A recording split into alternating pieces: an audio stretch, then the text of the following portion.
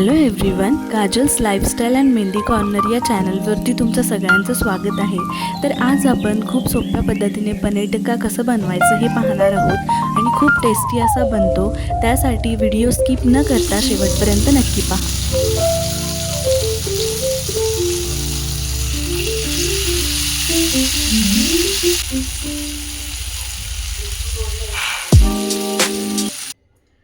मी मागच्या वेळेस तुम्हाला पनीर कसं घरी बनवायचं हे दाखवलं होतं, पण ते पनीरपासून खूप वेगवेगळ्या डिशेस कशा बनवायच्या हे मी तुम्हाला स्टेप बाय स्टेप दाखवते। तर आज संध्याकाळ झाली आहे आणि संध्याकाळी असं लाईटच आम्ही काहीतरी बनवत असतो। सो आज मी पनीर टिक्का बनवणार आहे घरच्या घरी, एकदम सोप्या पद्धतीमध्ये तव्यावरती बनवणार आहे स्पेशली। तर तुम्ही ही रेसिपी नक्की बघा आणि घरी नक्की ट्राय करा। अतिशय सोपी आणि टेस्टी आहे ते आणि हेल्दी सुद्धा आहे।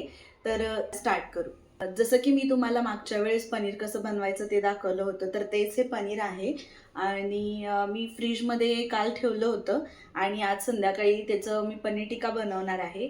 तर ती रेसिपीसुद्धा मी तुमच्यासोबत आता शेअर करते। चला मग आपण पाहू ते कसं बनवायचं।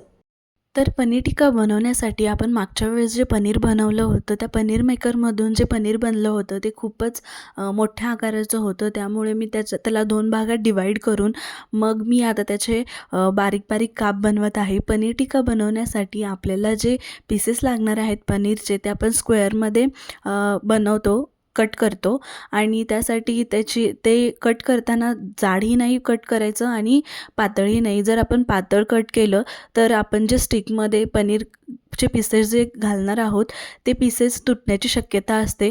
त्यामुळे जास्त पातळही नाही आणि जास्त जाडही नाही असे पनीरचे पीसेस आपण कट करणार आहोत। आणि त्यासाठी लागणारे आपल्याला कांदा, ढबू मिरची आणि आपण लाल मिरची, हिरवी मिरची असं वापरू शकतो। माझ्याकडे आत्ता फक्त हिरवी ढबू मिरची अवेलेबल होती, त्यामुळे मी आत्ता ती कट करून घेतली आणि टोमॅटोसुद्धा ॲड करून। जसं की तुम्ही पाहताय मी यासाठी इथं पनीर घेतलं आहे। पनीरचे छान असे क्यूब्स केलेत। अशा पद्धतीने क्यूब्स करायचे त्याचे आणि त्यानंतर कांदा घेतला आहे चिरून, ढबू मिरची घेतली आहे आणि टोमॅटो घेतला आहे। हे असं कलरफुल कॉम्बिनेशन छान दिसतं।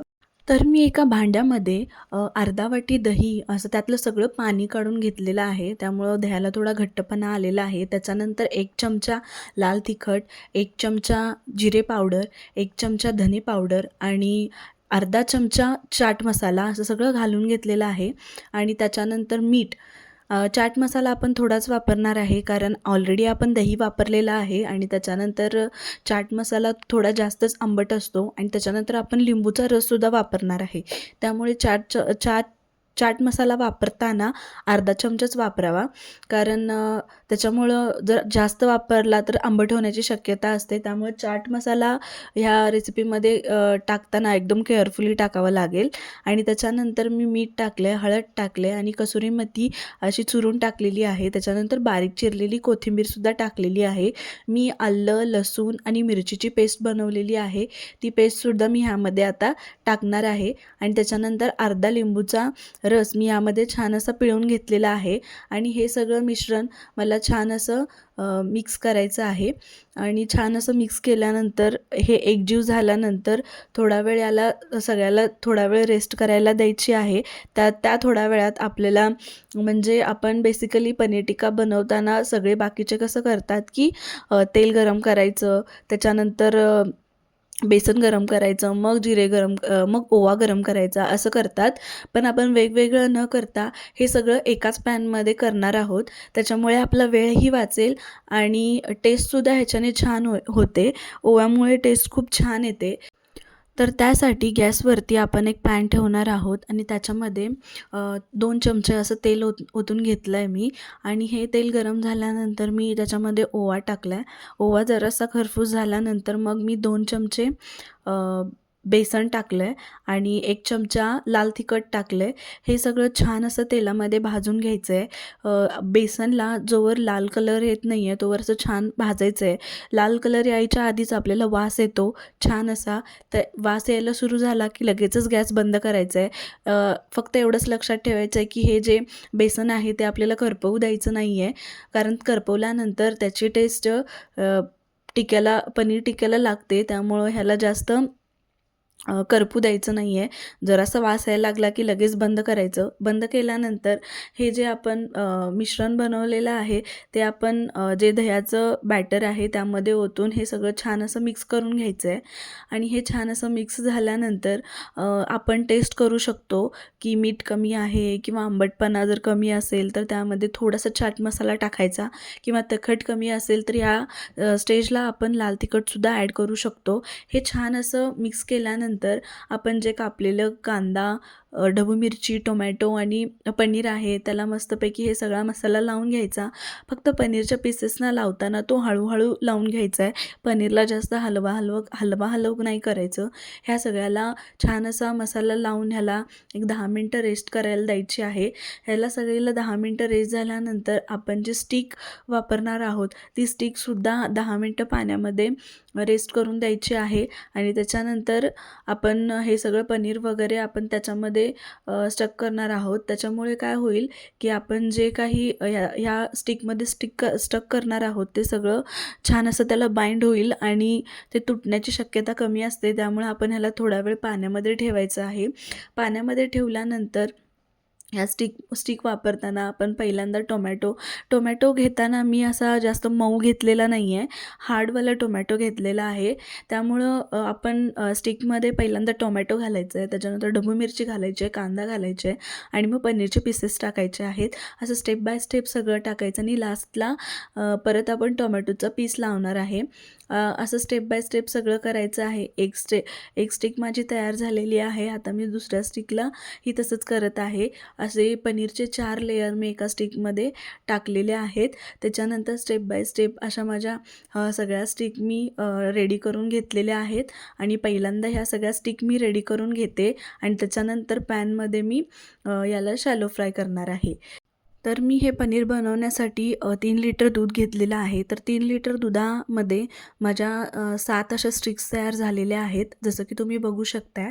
आणि हे सगळं आता आपल्याला शॅलो फ्राय करायचं आहे. साठी मी गॅसवरती नॉनस्टिक पॅन ठेवलेला आहे आणि हा पॅन गरम झाल्यानंतर मी त्याच्यामध्ये तेल टाकलेलं आहे आणि हे तेल मी ब्रशच्या साहाय्याने सगळीकडे पसरवलेलं आहे. ह्याच्यासाठी जास्त तेलाची गरज नसते ह्या डिशसाठी. आणि पनीर आणि व्हेजिटेबल्स असल्यामुळे ही डिश खूपच हेल्दी होते. त्यातल्या त्यात आपण घरीच हे सगळं बनवणार आहोत, त्यामुळे अजून जरा ही डिश हेल्दी होते. कारण ह्याच्यामध्ये आपण वेगळं काही टाकत नाही आहे, जे घरगुती आहे ते सगळं टाकलं आहे. आणि त्याच्यानंतर एक ज्या स्टिक्स आहेत त्या मी पॅनवरती ठेवलेल्या आहेत. ह्या स्टिक्स चारी बाजूनी आपल्याला भाजायच्या आहेत. तर माझ्या तव्यामध्ये आता तरी 3च स्टिक्स बसलेल्या आहेत. आणि त्याच्यानंतर 1 बाय 1 2-2 मिनटासाठी आपल्याला चारी बाजू याच्या भाजून घ्यायच्या आहेत. ह्या एक बाजू भाजून झालेली आहे आणि दुसऱ्या बाजूला मी एकदम केअरफुली पलटी केलेलं आहे. हे जोवर तयार होते त्यासाठी टिक्याबरोबर जे आपण चटणी खातो ती चटणी पुदिन्याची चटणी असते आणि ती आपण प्रिपेअर करायला घेऊ. तर त्यासाठी मी लसूण घेतलेला आहे आणि एक वाटी कोथिंबीर घेतलेली आहे आणि अर्धा वाटी पुदिना घेतलेला आहे. तर आपण जितकी कोथिंबीर घेतो त्याच्या निम्म्या ह्याच्यामध्ये आपल्याला पुदिना घ्यावा लागतो. आणि त्याच्यामध्ये एक इंच असा मी आल्याचा तुकडा घेतलेला आहे, 3 मिरच्या घेतल्यात.